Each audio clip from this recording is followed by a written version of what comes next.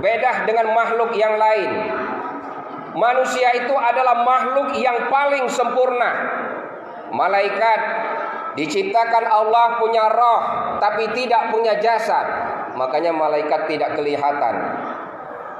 Malaikat diciptakan Allah punya roh tidak punya jasad, makanya malaikat tidak kelihatan. Tapi malaikat diciptakan Allah makhluk yang penuh ketaatan dan kepatuhan kepada Allah. Setan juga seperti malaikat, diciptakan oleh Allah punya roh tapi tidak punya jasad, makanya setan tidak bisa kelihatan. Setan diciptakan oleh Allah punya roh tidak punya jasad. Kebalikan dari malaikat, setan diciptakan oleh Allah makhluk yang penuh pengingkaran kepada Allah Subhanahu wa ta'ala. Kalau malaikat makhluk yang penuh ketaatan.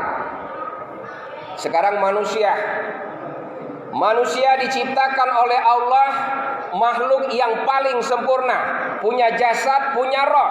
Makanya manusia itu kelihatan, dia punya roh dan punya jasad.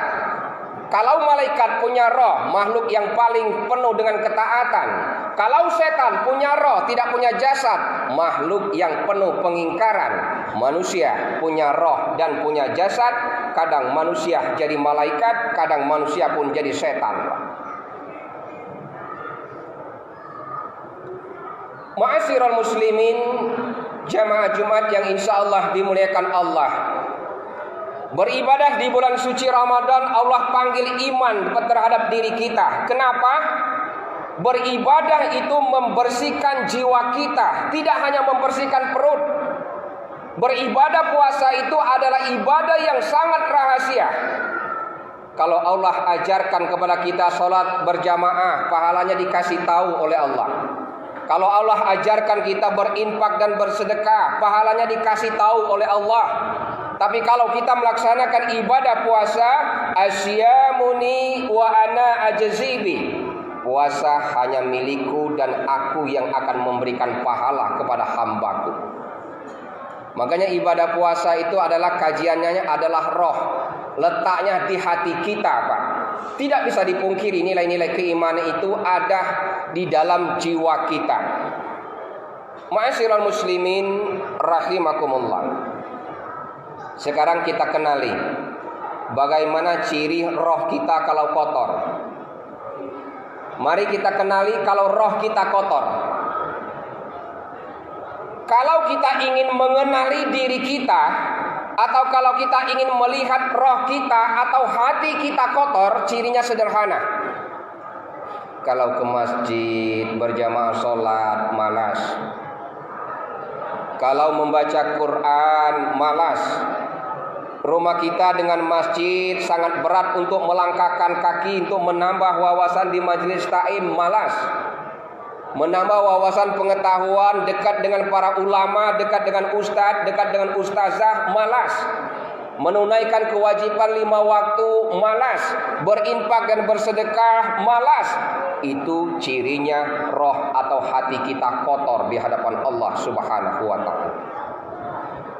Kenali itu. Kalau kita ingin mengenal hati atau roh kita ini kotor, timbul kemalasan di dalam jiwa kita. Sholat berjamaah, malas. Berinfak dan bersedekah, malas.